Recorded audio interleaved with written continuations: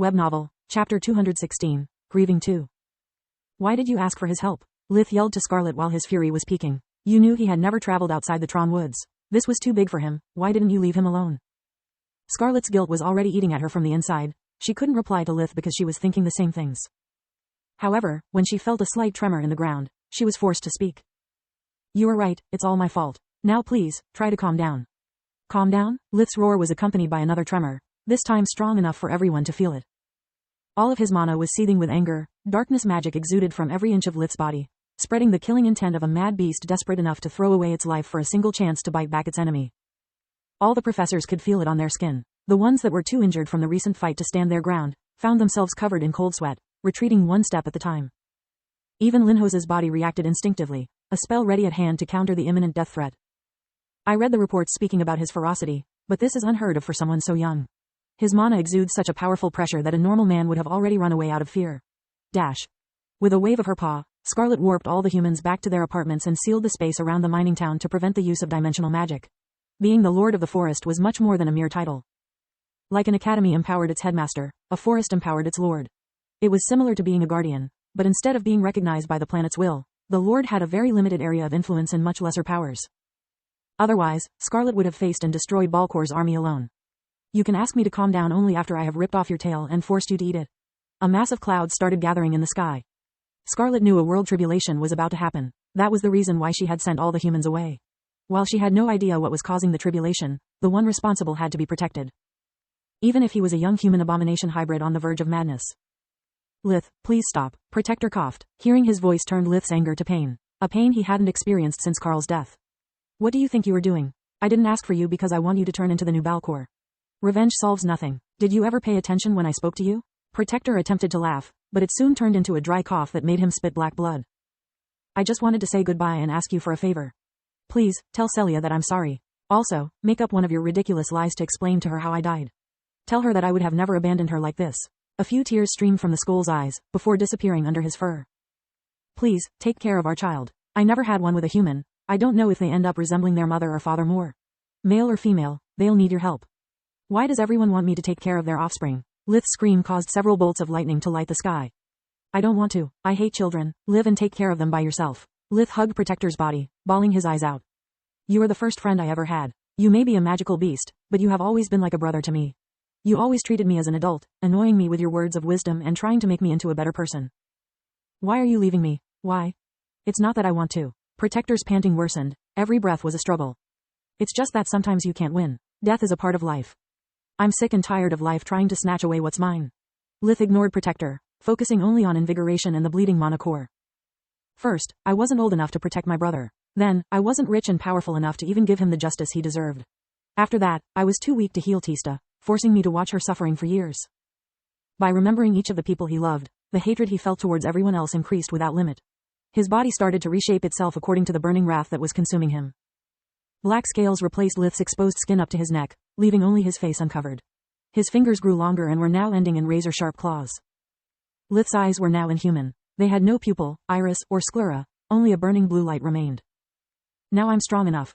Lith used invigoration to call upon the world energy, not using it to strengthen himself, but to surround Protector's mana core and stop the leak. He had just realized that, unlike the kid's core during the plague, Protector's had yet to turn gray. Its bright yellow color gave Lith hope and the strength to attempt a desperate gamble. After doing his best to prevent the damaged core from weakening any further, he started to shape an artificial core like Kala had shown him a few hours before. Instead of crafting it out of light and darkness, he used the surrounding world energy and of all of Protector's mana that Lith was unable to contain. It was something incredibly difficult to achieve. He couldn't force the mana to do anything without running the risk of contaminating it with his own, making Protector's core reject it. Lith could only slowly and gently guide it to its destination, making sure it didn't fade away by protecting it from all external influences. The world energy was naturally shapeless, like water. It assumed the signature of whoever managed to call forth its power. As more and more of Protector's mana reached the fake core, it started to mutate until the two energy signatures perfectly matched. Lith was experiencing an unbelievable amount of pain, not only because his body was already battered and his mana core running on fumes, but also because he had to take all of the impurities the world energy contained into himself to shape the fake core, allowing only the purest and strongest mana to become part of his creation. Lith accepted the pain with joy. It was still nothing compared to what the void had done to him in the years following his brother's death. The last step was the most dangerous one. Lith knew that light magic wasn't enough to allow Protector's core and the fake one to merge. Just like during Forge Mastering, he needed something to connect the spell with the item. Having nothing left, he used his own life force as a tool to achieve his goal. When Lith's energy rekindled Protector's soul spark, Lith was able to experience the Skull's life from the moment of his birth. The joy of meeting his first mate and having pups together, followed by the pain of losing them to disease, hunger, or the hand of hunters. Lith could feel how happy Protector had been when he encountered Celia, how strong his desire for a new family was. Such happiness was something that Lith firmly believed he would never have, so he pushed forward. He consumed more and more energy despite his whole body screaming in pain, begging him to stop, and his core began to crack. Scarlet watched the whole process in awe. Part of her hoped for him to succeed. Another part of her hoped for him to fail, to get rid of the dangerous unknown factor Lith represented. Yet all of Scarlet's being hated the world's will because once again it was just standing there doing nothing. I have been through my fair share of tribulations and I have yet to understand why they are called so. It's not like the world puts you to the test or something, it just watches you while the worst *T happens to your life.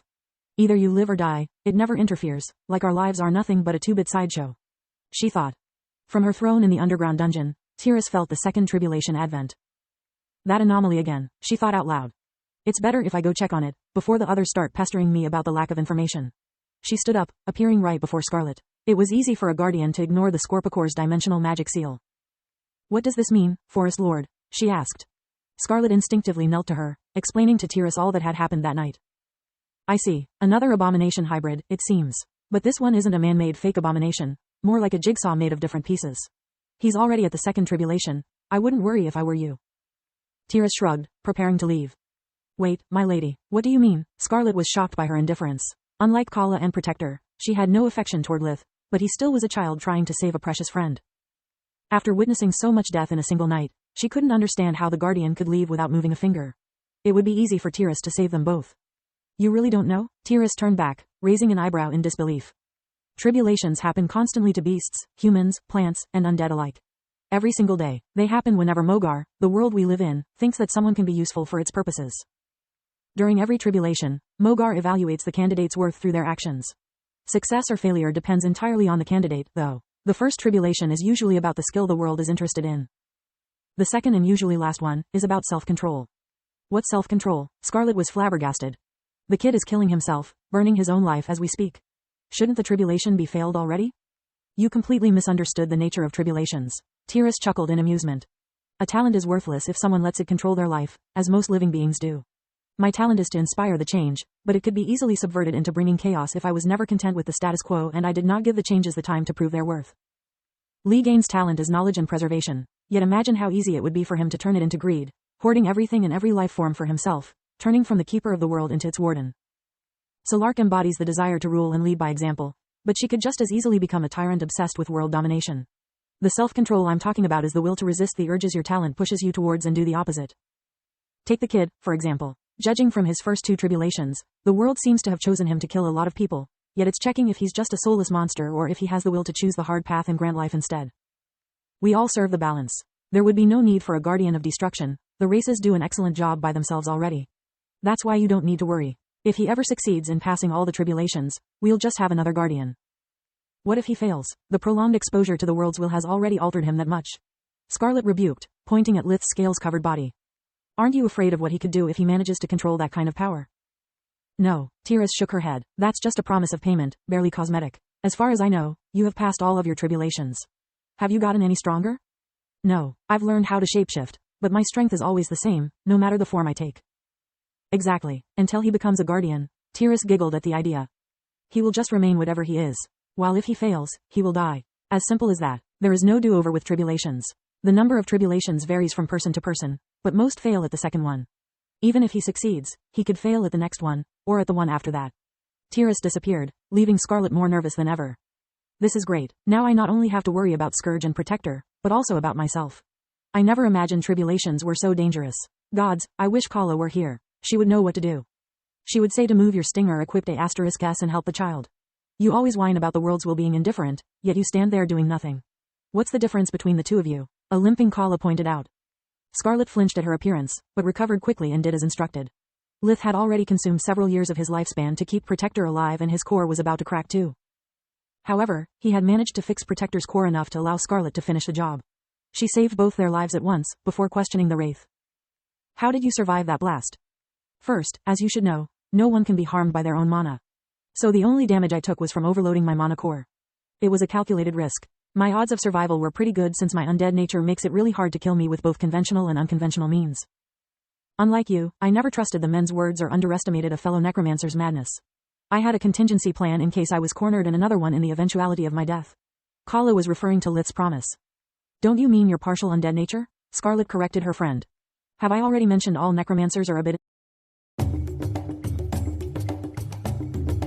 insane?